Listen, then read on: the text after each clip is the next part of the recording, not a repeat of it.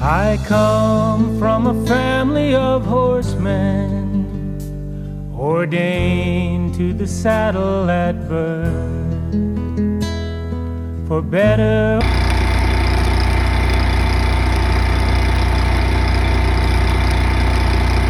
Okay, that's at 2 inches. 2-inch ring going right on the 2 3/8 piping. Welded all the way around.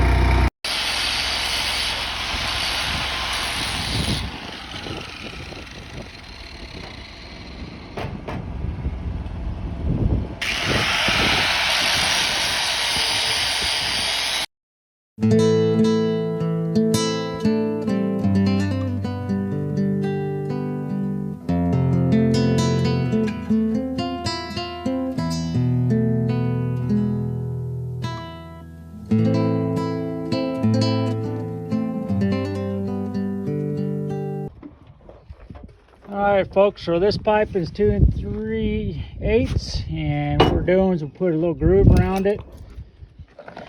Just took a little magnet, put a chalk on it, and what's going to happen is that is going to go 2 inches down for the top. I'm going to cut it out and weld it right here, and that's what you're going to see next onto this whole thing.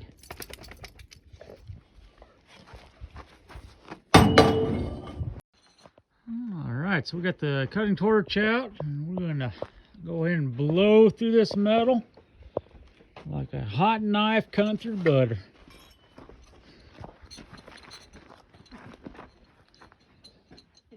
With the Beto.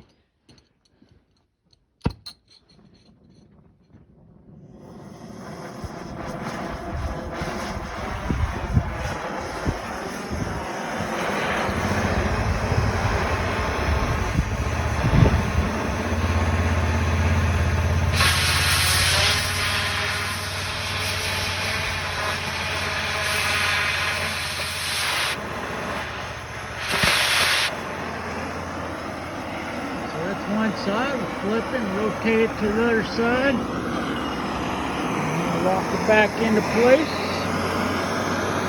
There we go.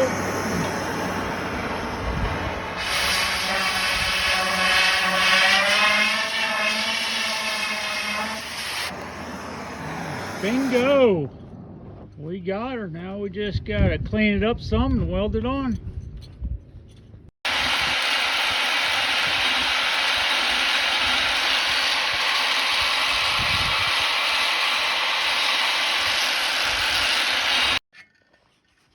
Alright, so we got this old piece of flat iron. It's only like an 1/8 of an inch thick. And we're going to cut out 2 of them for end caps here.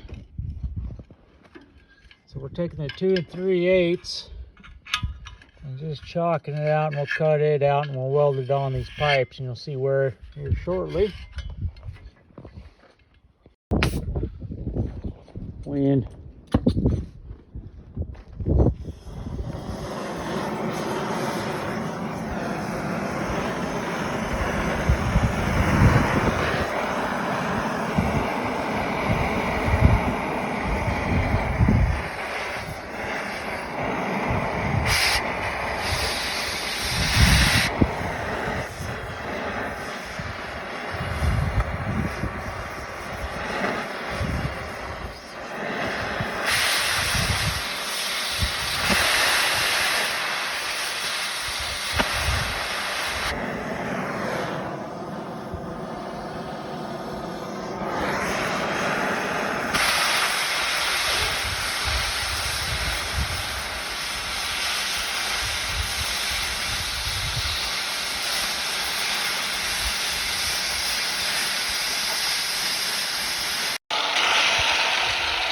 Okay, so this is the horizontal piping. We're going ahead and grind it down, clean it up. And then we'll also do the same thing with the spinning 2 3/8. We'll clean this up. And we'll put a cap on this to keep rain from going in. Vertical one, we want to put an end cap on it, keep rain out, but the horizontal one, we want to keep the bees out, the birds out of it, and everything else. So that's what we're doing.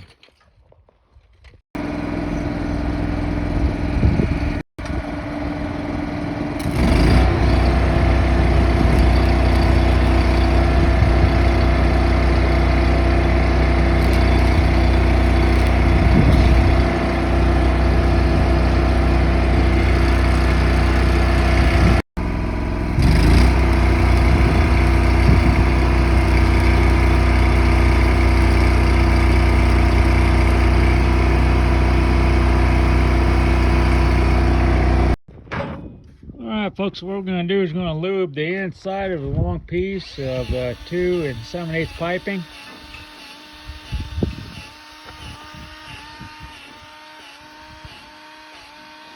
You know, a person could put a grease insert right here.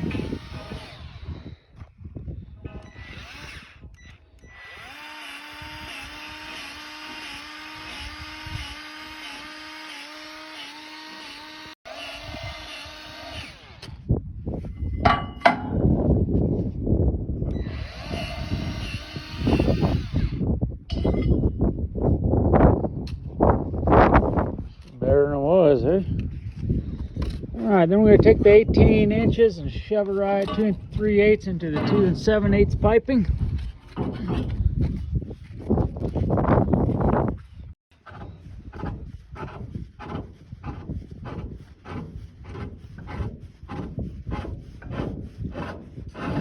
There we go.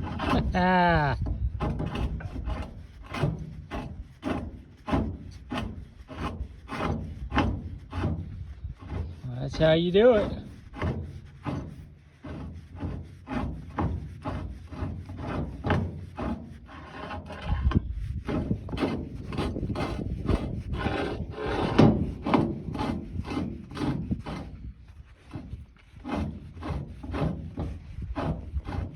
Folks, so here we go. So now we got the arm, horizontal arm. We're going to weld it on next onto the vertical post of the patient pole. So that's the next step. So we got a magnet, got a 90-degree turn there, holding everything in place, and we are going to rock and roll. And once again, I want to mention they got the 2-inch mark right here, and that is the upper edge for the 2 inches. 2 inches down from the top.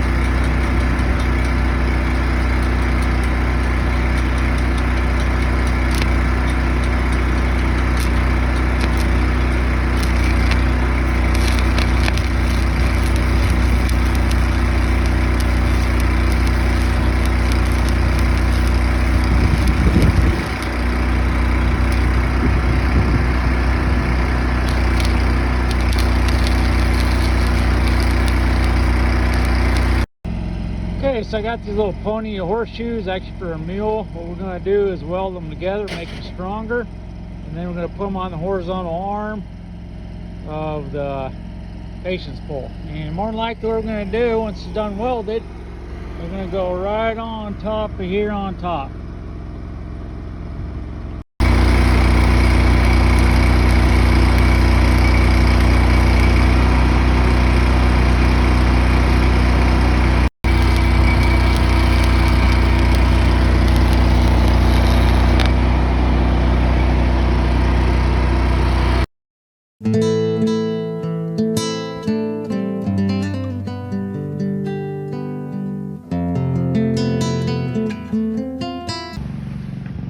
Alright, so what we did was dug a big hole 4 feet down, and we put the patient's pole in. We're putting cement, and we're going to bring the cement all, that's not pole, but all the way up about hand shape and make a pillar around the base of it. So that's next.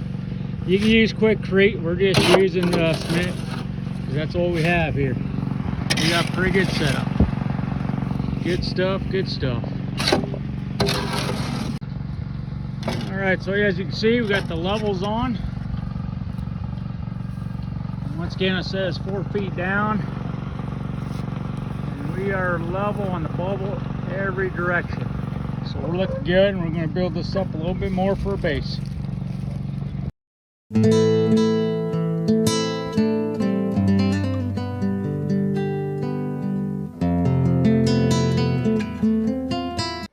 Okay, folks, we're getting to the end of construction of the patience pole. We got the final step to do. We've already sanded down the patience pole. We've already painted it with oil-based brown paint. And the final step is to go ahead and put this protective guard onto the chain so it doesn't kink, it doesn't move around, and protection. Now you can use PVC pipe, or you can use ranching pipe like this. This is HDPE piping.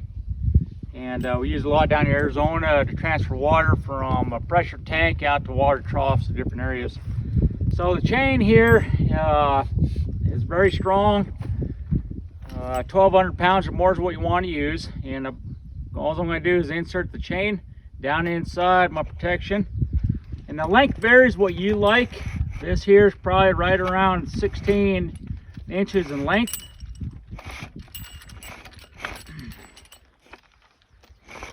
And all it does is go straight down to the piping of the locking D-ring here, to a swivel, and to a ring that we're going to tie the horse up. It doesn't go past that. It helps out from horse, so it's not jumping up or down. And then I'm going to leave this chain link a little bit longer to the attachment up top there. So if I have a draft horse, I can leave it long here, or I'm just going to put it up top, okay, and shorten the chain down like this. All right, so that way I have multiple use for this chain in the future. So I'm going to go ahead and attach this right now. Wish me luck.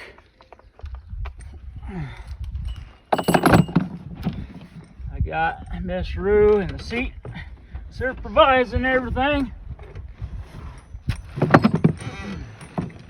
Still healing from her injuries with the attack from the Cudamonde.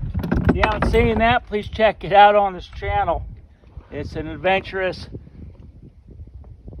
quite the adventurous event with the Roo. Okay, so I'm just gonna get comfortable, safe here. Put my pin in. 1, 2, 3, 4, 5, 6, 7, 8. Okay.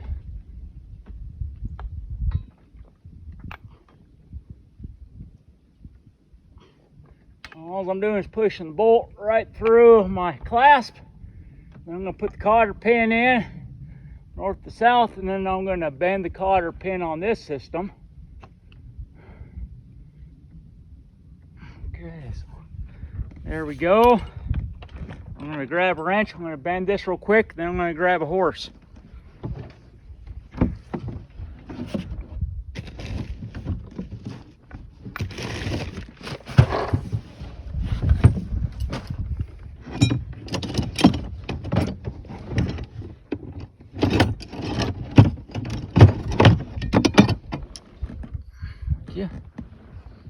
Okay, so I'm going to take wire pliers here, take the cotter pin. You can use a locking D-ring, shackle, whatever shackle you got. This is just something that we had on the ranch. We just recycled and decided to use. So I'm all about saving money, recycling as much product as I possibly can. This is going to be high enough where a horse can't get hit, puncture an eye, or anything like that. Well, I got it figured on the cotter pin here. Okay, it's a pretty tough cotter pin. There we go. The way that's going to come out until I come back and fold it.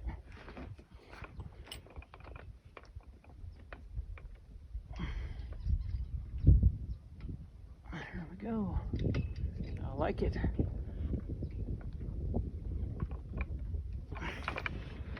Okay, there we go. Now I'm going to go grab a cutter. We'll tie up and demonstrate this patient pole and then talk about it for a little bit. We're at our final steps here. I love it. This is going to be nice. Okay, we'll get cutter. All right, so we got Gunner here. What we're going to do is tie Gunner up to the ring. Get a little bit of slack right here, but not enough where you can really pull on it.